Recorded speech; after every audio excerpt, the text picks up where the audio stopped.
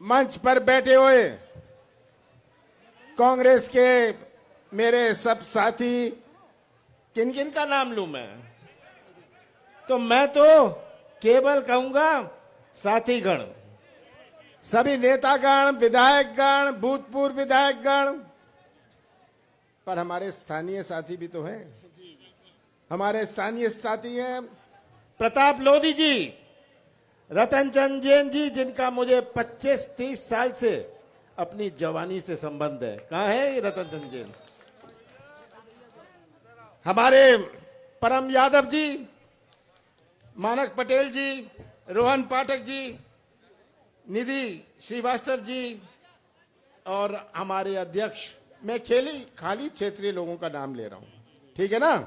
किसी का नाम भूल जाओ तो नाराज हो जाते हैं।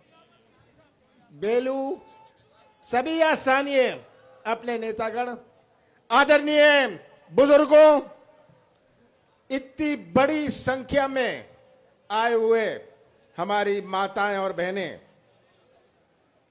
नौजवान, सभी यहां उपस्थित नौजवानों,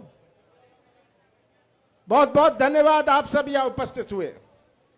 मैं तो बुंदेलखंड की इस पावन भूमि को प्रणाम करता हूं। बुंदेलखंड और दमोह हमारे देश की संस्कृति का प्रतीक है। हमारे देश की संस्कृति, भारत की संस्कृति जोड़ने की संस्कृति है। हम दिल जोड़ते हैं, संबंध जोड़ते हैं, रिश्ता जोड़ते हैं। कोई ऐसा देश है पूरे विश्व में जहां इतने धर्म हैं, इतनी जातियां हैं, इतनी भाषाएं हैं, इतने देवी देवताएं हैं, इतनी विभिन्नता, इतनी अनेकता? ऐसा कोई देश विश्व में नहीं है। हम यहां से दक्षिण जाते हैं तो हमारा पजामा और धोती भी लुंगी बन जाती है। हमारे माता और बहनों का साड़ी पहनने का तरीका भी बदल जाता है। और अपना देश जो आज एक झंडे के नीचे खड़ा है, इसलिए खड़ा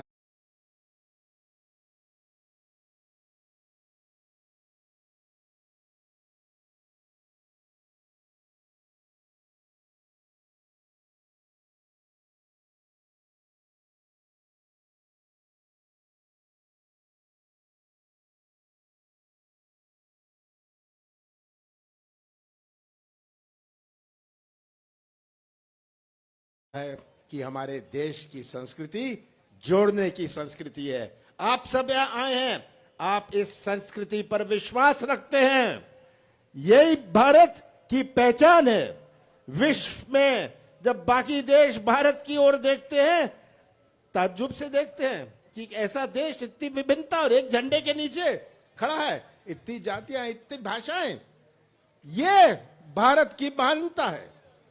और आज ये चुनाव में मैं तो आपसे बड़ी थोड़ी बात करने आया हूं। ये चुनाव उपचुनाव नहीं है। ये चुनाव किसी उम्मीदवार का नहीं है। आप तो इस चुनाव में तय करेंगे कौन से रास्ते में जाना है। क्या हमें इस संस्कृति के रास्ते में जाना है या हमें इस सौदेबाजी के रास्ते में जाना है? मैं तो माफी मांगता हूं आपसे। मैं तो माफी मांगता हूं कि 2018 में कांग्रेस ने एक ऐसा उम्मीदवार चुना, हमारी पहचान नहीं थी कि ऐसा होने जाएगा। बाबा साहब अंबेडकर ने संविधान बनाया। बाबा साहब अंबेडकर ने संविधान बनाया, ऐसा संविधान बनाया जो विश्व में प्रसिद्ध है। बाकी देशों ने, हमारे अफ्रीका के देशों हैं, उन्होंने भारत की संविधान की नकल करी। बाबा साहब अंबेडकर ने अपने स्वप्न में नहीं सोचा था कि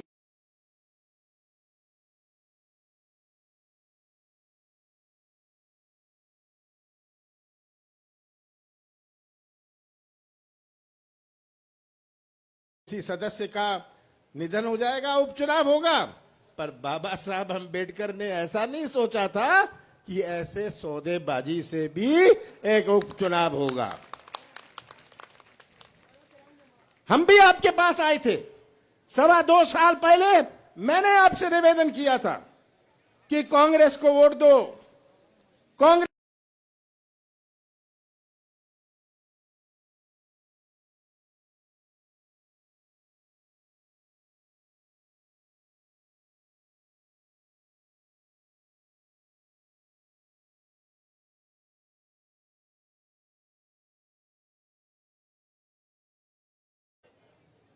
15 साल बाद कैसा हमें प्रदेश सौंपा। भारतीय जनता पार्टी ने हमें 2018 में एक ऐसा प्रदेश सौंपा जहां किसानों की आत्महत्या में मध्य प्रदेश नंबर 1, बेरोजगारी में नंबर 1, महिलाओं के अत्याचार पर मध्य प्रदेश नंबर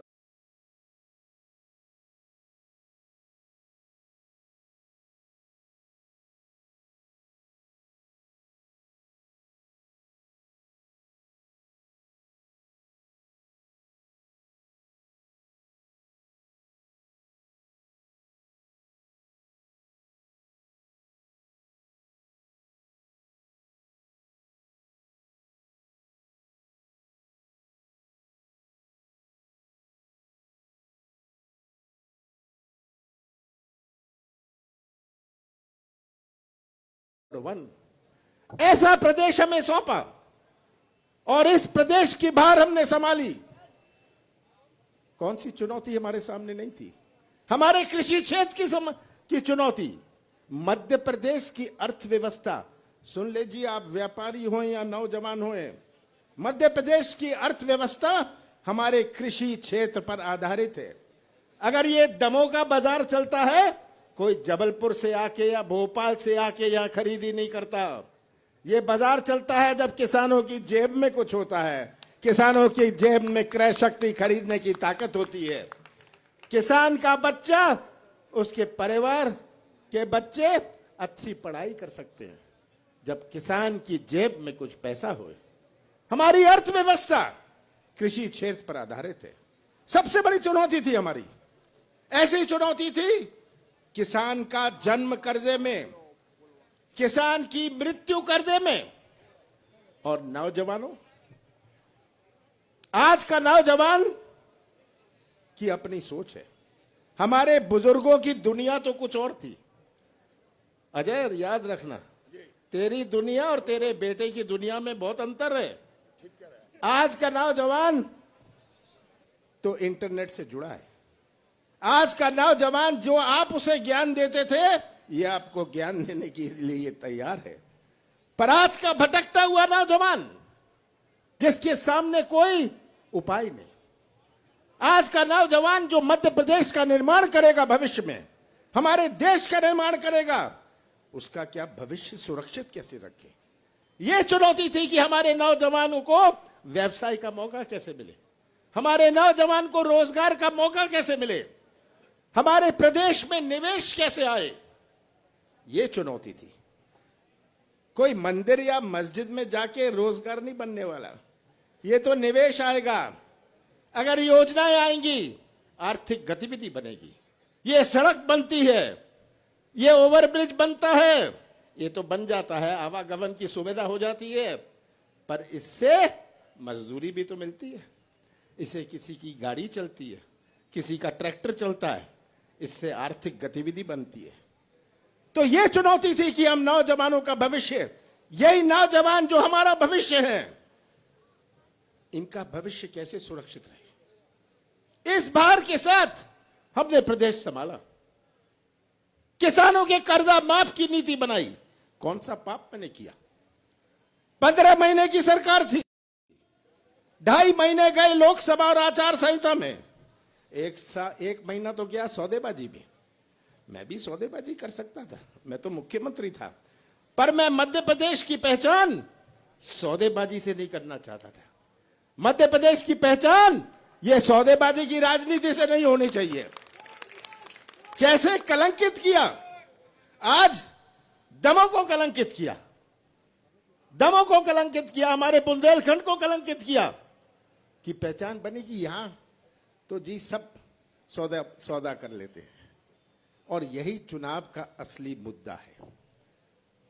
हमने 15 महीनों में, जिसमें से 11 महीने काम के थे, एक नई पहचान मध्य प्रदेश की बने, एक नई पहचान मध्य प्रदेश की बने। विश्वास होए, आप भी उस दुकान में जाते हैं जहां विश्वास होता है। मैंने सीमेंट की फैक्ट्रियों को कहा दमोह जाइए, आप जानते हैं इंडिया सीमेंट के लोग आए कि यहां सीमेंट की फैक्ट्री लगे। सीमेंट की फैक्ट्री लगे, ये मैंने शुरू किया। क्या होगा? 1000 ट्रक लगेंगी। 1000 ट्रक में 4 लोग होए, 5 लोग होए, 5000 लोगों को फायदा होगा। ये मेरी सोच थी। क्या मध्य प्रदेश की पहचान माफिया से होगी? मैंने माफिया से युद्ध छेड़ा। मैंने कहा शुद्ध का युद्ध। हर मिठाई में मिलावट। मैंने कहा मैं शुद्ध का युद्ध करूंगा, किसी की नहीं सुनूंगा। ये माफिया के खिलाफ मध्य प्रदेश में हमने अभियान छेड़ा। मध्य प्रदेश की पहचान माफिया से नहीं हो सकती। मध्य प्रदेश की पहचान तो हमारा सरल स्वभाव है, हमारा भोला भालापन है, हमारी मेहनत है। ये मध्य प्रदेश की पहचान है और इसी से निवेश आएगा। यही मैंने अपनी नीति और नियत का परिचय दिया। नियत और नियत का परिचय दिया। कौन सा गुनाह किया मैंने? पेंशन की बात आई, किसानों की बात आई, बिजली की बात आई। कौन सी गलती करी मैंने? ये आज प्रश्न आप सबके सामने है। और भारतीय जनता पार्टी, शिवराज सिंह जी तो आएंगे, वो तो कहते रहे कोई कर्जा नहीं माफ हुआ। विधानसभा में कहना पड़ा कि लगभग 27 लाख लोगों का कर्जा माफ हुआ है, उनको कहना पड़ा। शिवराज जी की तो का खाना हजम नहीं होता जब जिस दिन वो झूठ ना बोले। झूठ पर झूठ। अब कितनी घोषणाएं। मुझे तो ताज्जुब होता था कि 15 साल में इन्होंने हजारों, लगभग 12,000 घोषणाएं कर दी। अब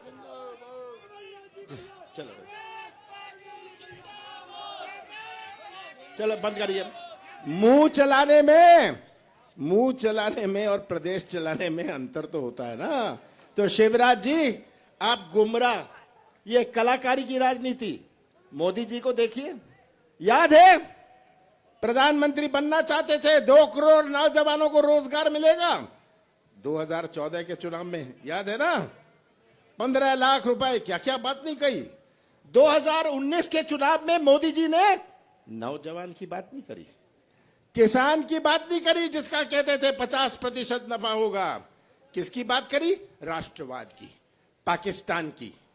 अब ये हमें पाठ पढ़ाएंगे राष्ट्रवाद का, कांग्रेस को पाठ पढ़ाएंगे राष्ट्रवाद का। मैं तो पूछता हूं इनसे, बीजेपी वालों से, आपका एक स्वतंत्र संग्राम सेनानी का आप नाम नहीं ले सकते और आप राष्ट्रवाद का पाठ पढ़ाते हो देश को। ये आपको भारतीय जनता पार्टी की ध्यान मोड़ने की राजनीति समझनी है। शिवराज जी आएंगे, कहेंगे ये घोषणा मैं करता हूं, क्या मेडिकल कॉलेज की करता हूं। उनसे तो छतरपुर का तो आप हाल जानते हैं, पूछ लीजिएगा आपने कितने मेडिकल कॉलेज की प्रदेश में घोषणाएं करी हुई हैं, कितनी घोषणाएं करी हुई हैं। घोषणाओं के तो मास्टर हैं, कुछ बुलवा लेना, घोषणा करते जाएंगे। ये कलाकारी की राजनीति आपको पहचाननी है। नौजवानों, आपको पहचाननी है, क्योंकि ये आपका भविष्य है। मोदी जी, जब कोविड हुआ, आज 25 मार्च है, 25 मार्च को पूरा लॉकडाउन शुरू हुआ था। मुझे तो ताज्जुब हुआ जब मोदी जी ने कहा 20 लाख करोड़ रुपए, याद है 20 लाख करोड़ रुपए मैं दूंगा। मैंने कहा 20 लाख करोड़ रुपए को लिखते कैसे हैं ये मोदी जी, ये बता दे। 20 लाख करोड़ रुपए आज किसी के पास 20 रुपए आए? मोदी जी आज इसकी बात नहीं करेंगे। मोदी जी आज इसकी बात नहीं करेंगे। ध्यान मोड़ने की राजनीति में ये माहिर है और यही इनकी भारतीय जनता पार्टी की राजनीति आपको समझनी है। कानून ले आए किसानों का, किसान मांग नहीं रहा कानून, किसान कानून मांग नहीं रहा। डॉक्टर आपके घर में आ रहा, कह रहा मैं इलाज करूंगा। अरे मोदी जी, आपका इलाज हम नहीं चाहते। ये निजीकरण करना आपको समझना है। किसान को तो नुकसान होगा, पर दमों के व्यापारियों का क्या नुकसान होगा? समझ जाइए दमों के लोग, ये काला कानून क्या है, हम क्यों विरोध करते हैं? निजीकरण। कोई भी बड़ा उद्योगपति आएगा, उसको मंडी का दर्जा दे दिया जाएगा, मंडी का दर्जा दे दिया जाएगा। और ये बड़ा उद्योगपति जाएगा किसान के पास, समर्थन मूल्य 3,000 रुपए या 2,000 रुपए कहेगा, 1,700 रुपए ले और घर बैठ। किसान को तो निकालना है। जो समर्थन मूल्य मिलने की संभावना भी थी वो गई। समर्थन मूल्य तो कांग्रेस ने शुरुआत करी थी, कांग्रेस ने फूड कॉर्पोरेशन ऑफ इंडिया बनाया था, कांग्रेस चाहती थी कि हम समर्थन मूल्य दें। इंदिरा गांधी जी ने एक कानून बनाई थी। और आज जो संभावना थी, संभावना है समर्थन मूल्य के, ये गई। निजीकरण। दूसरा कानून, ठेके की खेती। या अपने किसान तो गुजारे की राजनीति करते हैं, और किसान को क्या चाहिए? बीज चाहिए और खाद चाहिए। बीज और खाद तो उद्योगपति ले जाएंगे, कहेंगे भाई बोनी का समय आ गया, क्या बीज और खाद है? किसान कहेगा नहीं है, कहेगा करो मेरी मजदूरी, ये ठेके की राजनीति कर, ठेके की खेती कर लो। ये दूसरा कानून है, बंधुआ बन जाएगा। तीसरा कानून है, पहले तो स्टॉक लिमिट होता था, कोई बड़े बड़े व्यापारी उद्योगपति इससे ज्यादा माल इकट्ठा नहीं कर सकते, स्टॉक नहीं कर सकते। अब छूट, दमों में आएंगे, खरीद लेंगे, जब बाजार में कमी पड़ेगी बेच देंगे। ये 3 कानून है। तो मोदी जी जो कहते थे किसानों को 50% नफा होगा, ये नफा ये 3 कानून का समझ लीजिए। ये आज चुनौती हमारे सामने है। और मैं तो आप सबको, दमों की जनता को सावधान करना चाहता हूं। भारतीय जनता पार्टी सब चीज का उपयोग करेगी चुनाव जीतने के लिए, पुलिस का उपयोग करेगी। मैं तो पुलिस को कहता हूं, आप अपनी वर्दी की इज्जत करना, अपनी वर्दी की इज्जत करना। प्रजातंत्र से खिलवाड़ मत करना, अपनी वर्दी की इज्जत करना। मैं शासकीय कर्मचारियों से कहता हूं कि जो आपने शपथ ली थी, उस शपथ का सम्मान रखना। आप किसी दबाव में मत आइएगा। सब याद रखें कि आज के बाद कल भी आता है, कल के बाद परसों भी आता है। और देश में अपन आ रहे हैं। और अंत में हमारे उम्मीदवार हैं अजय टंडन जी। इनको इनका परिचय देने को आवश्यकता नहीं है। ये इनका परिचय मुझे देना नहीं, पर एक बात मैं आपको कहने आया हूं, इसको मैं उपचुनाव नहीं मानता। जो आप अजय टंडन को वोट देंगे, याद रखिएगा आप कमलनाथ को वोट दे रहे हैं। आप ये उपचुनाव देश को संदेश देगा, ये उपचुनाव देश को संदेश देगा कि बुंदेलखंड और दमों की जनता सब कुछ स्वीकार कर लेगी, गरीबी स्वीकार कर लेगी, कष्ट स्वीकार कर लेगी, पर ये सौदेबाजी की राजनीति स्वीकार नहीं करेगी। ये आप प्रदेश को, और मुझे पूरा विश्वास है कि आप ये जो तस्वीर है, ये तस्वीर आप देखेंगे। जहां तक मेरा सवाल है, मैं दमों के लोगों को एक ही बात कहना चाहता हूं, जो अधिकार छिंदवाड़ा के लोगों का मेरे ऊपर है, वही अधिकार हमारे दमों का मेरे ऊपर रहेगा। और मैं जिम्मेदारी लूंगा। रतन चंद जी, ये अपना अजय टंडन जी तो लेंगे, पर हम कंधे से कंधा मिलाकर हम एक नया इतिहास शुरू करेंगे। और मुझे पूरा विश्वास है, आप जो यहां आए हैं, हमारी माताएं बहनें आई हैं, भाई आए हैं, अगर आप सबने अपनी कमर ठान ली तो कोई नहीं रोक सकता। दमों का झंडा मध्य प्रदेश की विधानसभा में लहराएगा। आप सबका बहुत बहुत धन्यवाद।